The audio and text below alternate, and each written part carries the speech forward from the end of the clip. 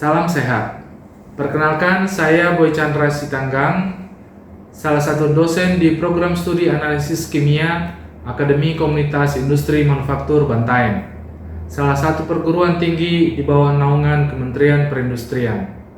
Pada kesempatan ini saya akan membawakan cuplikan pengajaran dari salah satu materi di mata kuliah pengoperasian instrumen analisis. Adapun capaian pembelajaran dari mata kuliah ini adalah diharapkan mahasiswa mampu memahami konseptual dan prosedural pengoperasian instrumen analisis. Mata kuliah ini memfokuskan terhadap teori, prinsip kerja, prosedur pengoperasian, perawatan dan mutu pekerjaan analisis dari spektrofotometer UV vis, spektroskopi serapan atom, ICP, FTIR, kromatografi konvensional dan gas kromatografi, serta TGA proximat, sulfur analyzer dan ice fusion temperatur. Beberapa bahan kajian dan untuk menjadi materi pembelajaran diantaranya adalah spektrofotometer UV vis, spektrometer serapan atom, ICP, FTIR, X-ray fluorescence, kromatografi konvensional dan kromatografi gas, serta TGA proximat, sulfur analyzer dan ice fusion temperatur.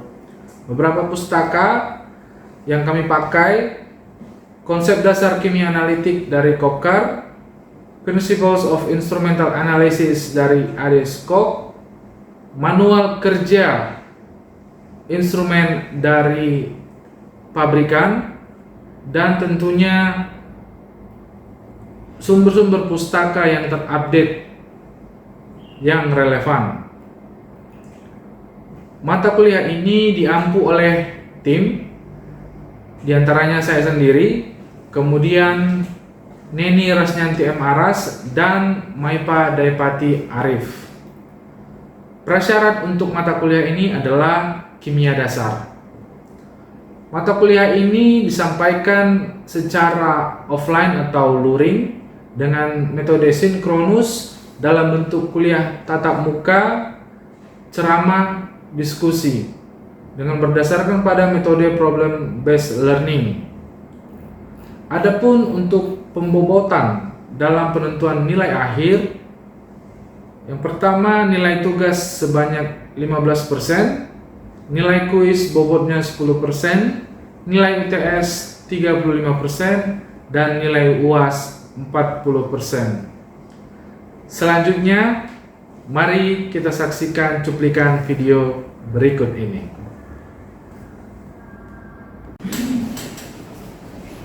Selamat siang. Siang ini kita akan membahas tentang gas kromatografi. Ya, di materi juga sudah ada saya sebar supaya mempermudah kalian belajar. Ya. Kali ini kita akan bahas prinsip kerja gas kromatografi secara umum.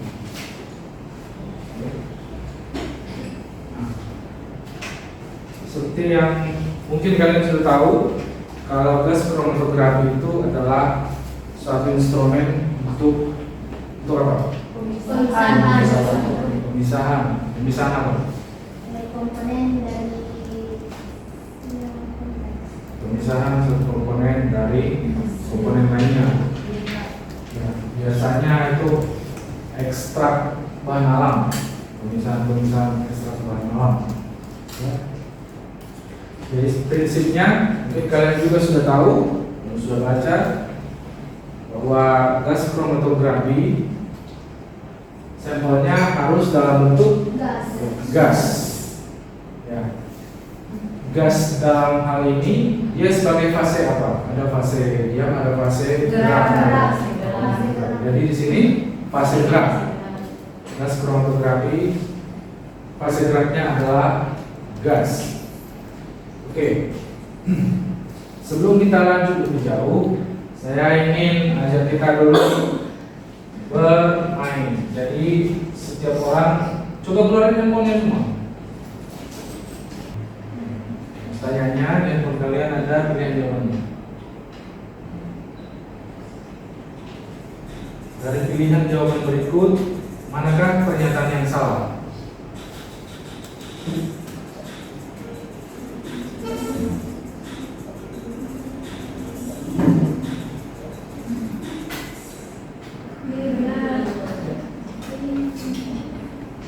Oke, jadi yang salah adalah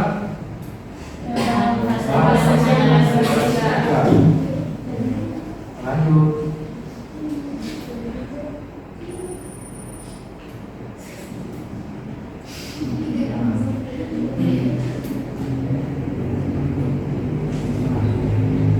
Berikutnya,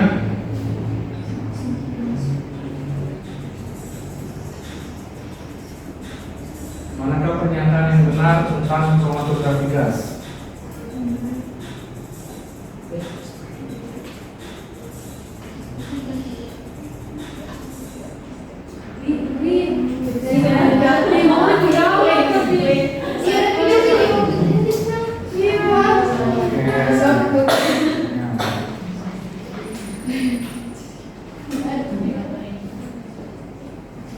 Pertanyaan berikutnya,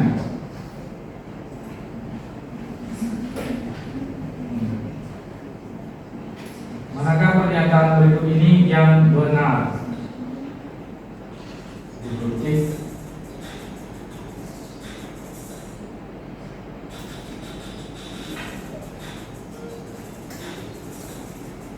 Lima, 4, 3, 2, 1. Cuma 2 orang yang bilang. Oh.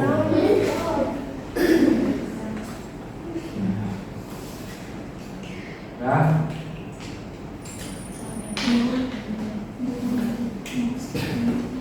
Bukan lagi. Cuma ini itu terus. Ya, ayo soal berikutnya. Ini benar atau salah?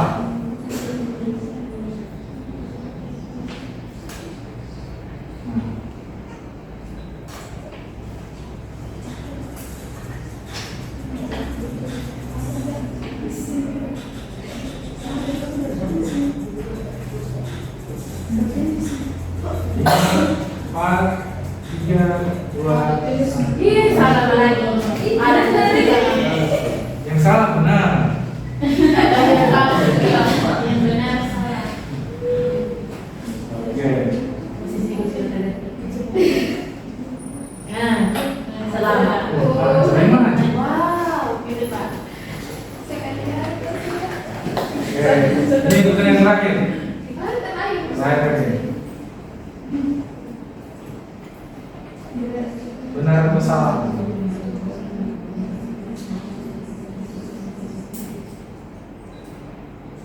Apa ini, teman-teman?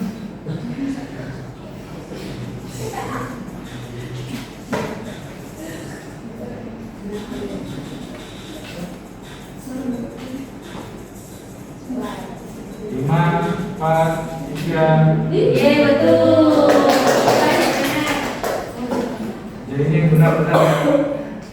Kita lihat siapa yang jadi nomor 1. Yakin sekali. Suara 3, Husna. Gimana Husna? Husna yang mana? Ini Safira. Safira yang mana?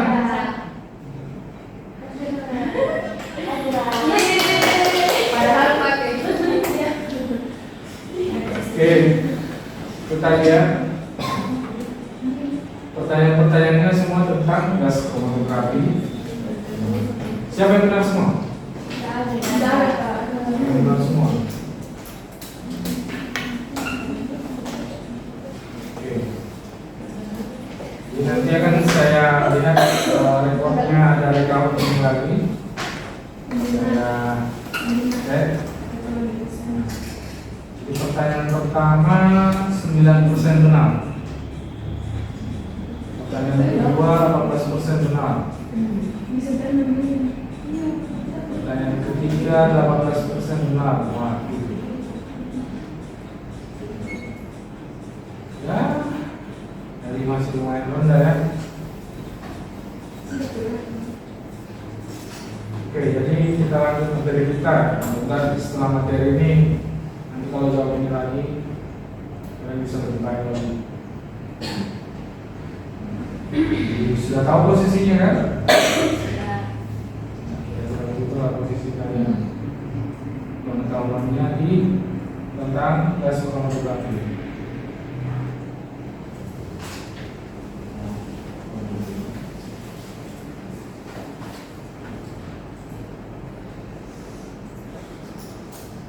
Kita kembali lagi ke materi.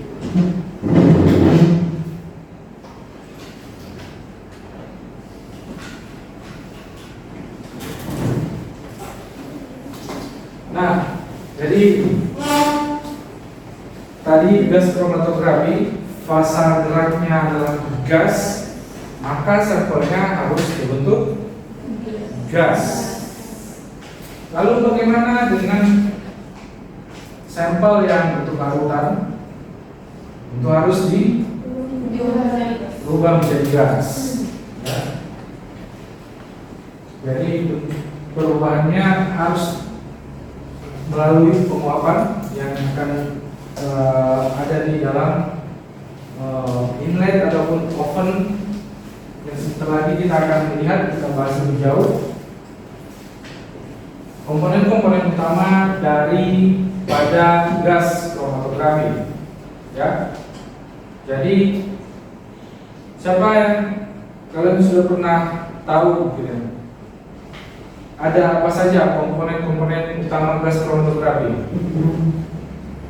Terdiri dari gas suplai, Gas supply atau tabung gas, gas sumber gas, injektor, injektor, oven, juga menjadi gas, oven, detektor, detektor. kolom, kromatografi. Oke. Nah, jadi semua kalian sebutkan kira-kira beginilah. Suatu sistem pada kromatografi gas tidak boleh ada yang tertinggal, satu rusak maka seluruhnya tidak akan bisa beroperasi dengan baik. Jadi kita mulai dari yang pertama, persyaratan gas pembawa, karena tadi kalian menyebutkan bahwa komponen pertamanya itu adalah suplai gas. Maka persyaratan gas pembawa harus punya viskositas yang rendah. Apa itu viskositas? Kenekalan. Kemudian kemurniannya harus Tinggi. 99,995 atau UHP, ultra high pure.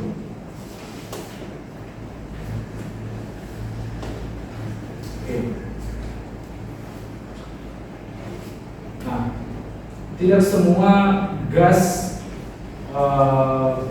mempunyai kemampuan menjadi gas pembawa yang baik.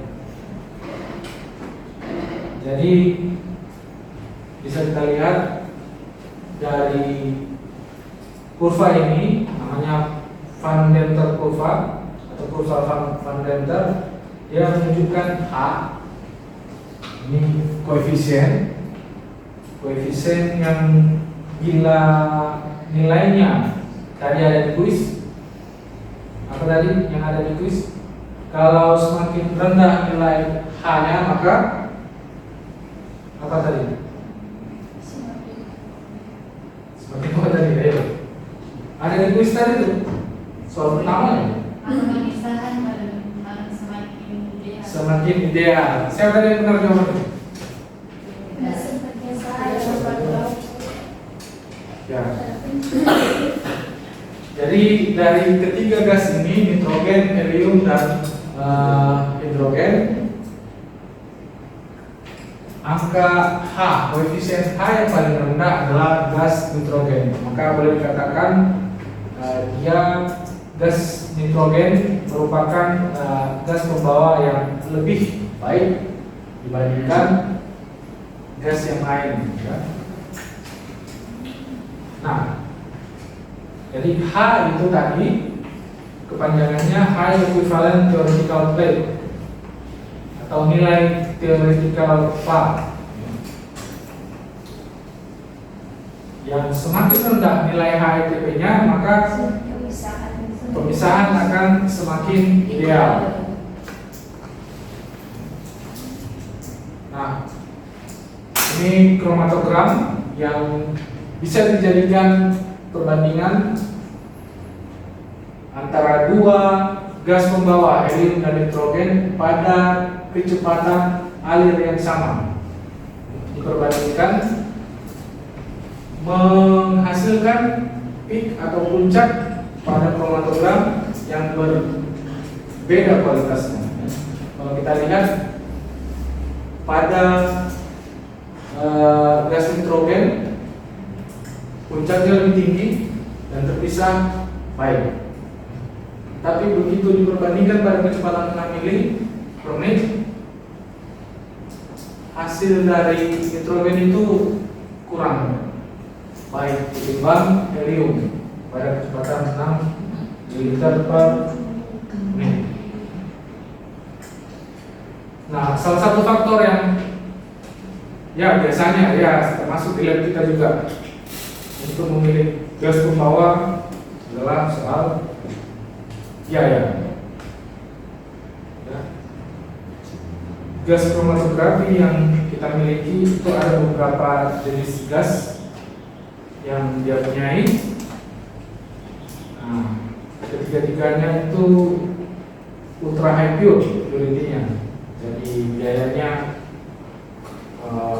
boleh dibilang sangat tinggi. Tapi kalau untuk pemilihan gas tunggal, maka biasanya nitrogen yang paling murah. Selain faktor cost juga tentu hasil analisisnya. Apakah hasil analisisnya itu bagus atau tidak? Hasil analisis terlihat bagus, boleh dilihat dari peak puncak yang terbentuk pada kromatogram. Ya. Jadi pada kecepatan yang sama antara gas nitrogen, helium dan nitrogen berbandingkan puncak-puncaknya itu berbeda. Dan puncak yang terbaik tetap pada resolusinya nitrogen. Puncak tunggal dan tinggi.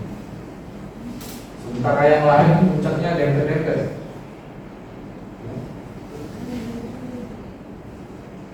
Oke. Berikutnya adalah komponen berikutnya pemurnian gas pembawa atau gas trap.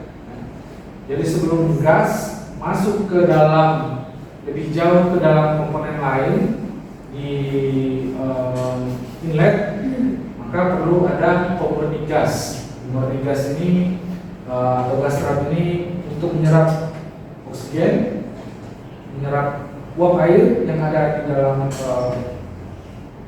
yang mungkin ada di dalam udara, kemudian menyerap impurities inorganik, impurities atau pengotor. Bahasa Indonesia yang impurities itu kan kotoran atau pengotor. Nah, ini bentuknya kalau kalian ke belakang bisa dilihat ada di belakang. Nah. Oke. Selanjutnya komponen berikutnya adalah regulator gas. Regulator gas seperti yang ya kalau di gas di rumah juga ada regulator, tapi kita nggak bisa setel kalau yang biasa. Kalau yang ini kita bisa setel berapa tekanan gas yang diinginkan. Ada macam-macam bentuk regulator gas. Jadi tekanan inlet biasanya lebih rendah dibandingkan lebih tinggi dibandingkan tekanan outlet, karena outlet itu langsung masuk ke dalam inlet. Nah, yang berikutnya ini apa? Perkenalkan. Suntikan. Benar suntikan. Jadi dia untuk volume juga ya. Mengatur takaran atau volume sampel yang akan dimasukkan ke dalam sistem atau boleh bilang ke inlet, bagian inlet. Ya. Jadi ini yang perlu dijaga itu jalurnya tidak boleh bengkok. Ya. Sistem di gas kromatografi yang kita punya itu sudah biasanya di tempat lain juga sama, dan kita juga pakai robot, sudah pakai otomasi robot. Jadi lebih presisi ya dibandingkan dengan manusia yang mensuntikannya, maka lebih presisi mesin dengan segala macam sensornya. Oke. Nah, berikutnya, komponen berikutnya adalah inlet. Nah, ini juga tadi ada dalam soal ini. Salah satu model inlet yang ada, yang tadi di dalam kuis juga ada. Siapa bisa sebutkan yang tadi di dalam kuis? Ada model inlet apa tadi? Yang splitless Splitless ya. Itu ada di dalam kuis. Saya mesti langsung lupa aja, baru berapa detik sudah selesai kuisnya. Atau mungkin karena salah jawabannya. Jawaban kalian pada salah kali. Kalian langsung lupa.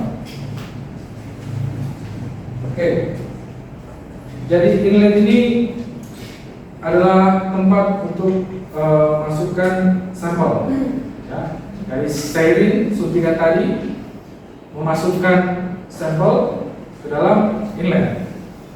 Jadi ada beberapa jenis inlet. Ada packed column, splitless, ini yang sekarang umum dipakai. Ada multimode dan tool on column. Nah, kalau packed column inlet itu dia tidak ada pengaturan. Ya. Seberapa yang disuntik, sebegitu yang masuk ke dalam kolom. Ya, tidak ada pengaturan. Nah,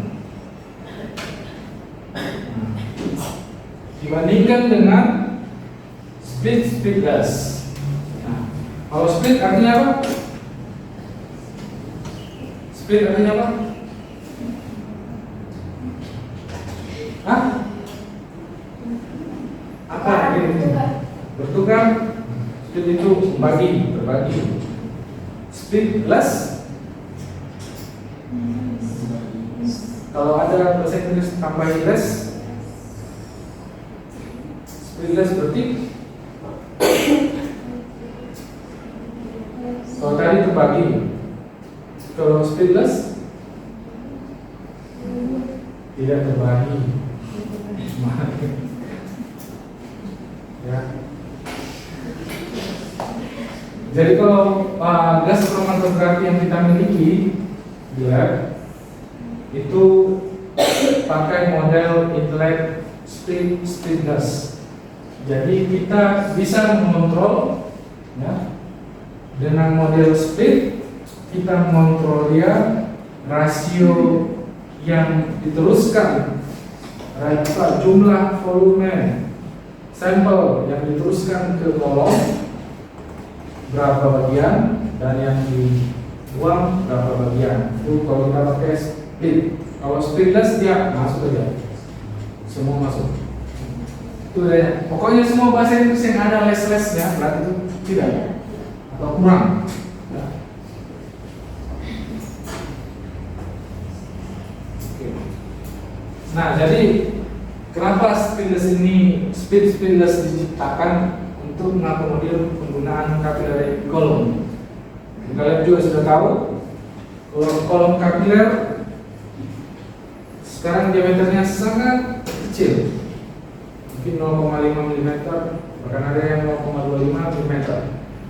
Ya, kalau terlalu banyak, misalkan volume sampel yang disuntikkan itu 1 mili, dan semuanya masuk 1 mili masuk dalam kolom, maka pemisahan akan lebih lama.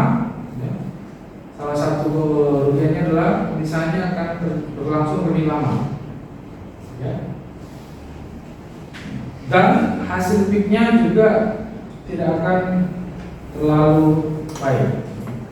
Maka perlu diatur sampel yang masuk ke dalam kolom menggunakan model split. Jadi kalau dikatakan model split 1:50, maka hanya satu bagian yang masuk ke dalam kolom, sisanya 50 akan dibuang. Ya.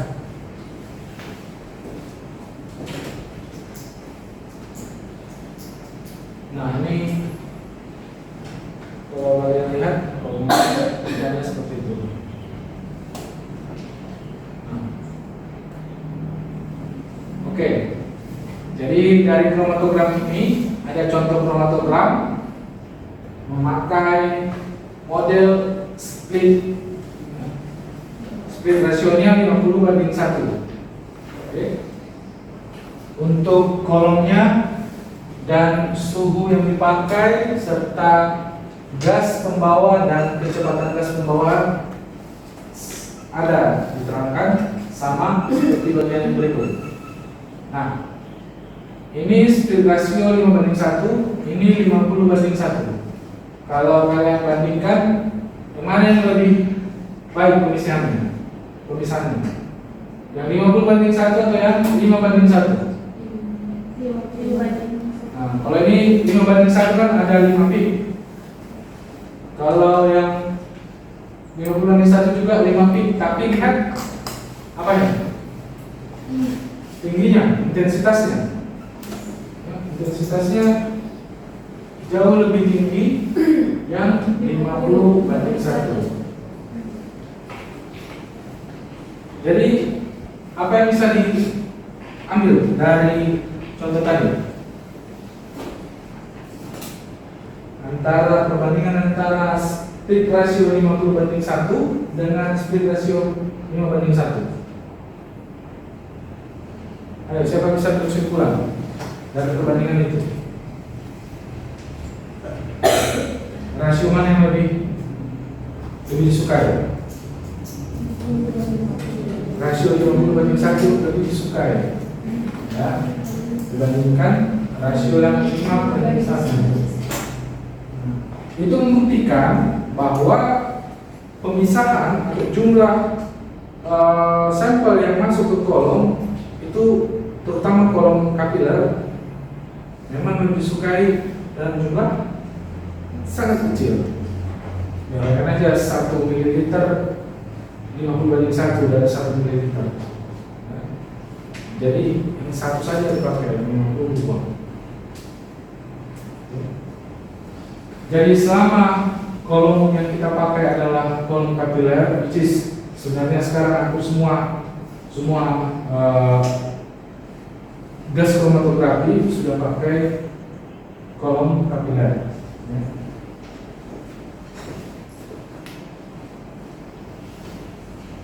Oke. Jadi splitless inlet ini bisa juga disetting ke mode splitless. Splitless tadi apa? Tidak terbagi. Jadi sampelnya langsung masuk ke kolom semuanya. Ya. Umumnya demikian tadi video pembelajaran. Bila ada kekurangan mohon dimaafkan. Terima kasih, salam sehat.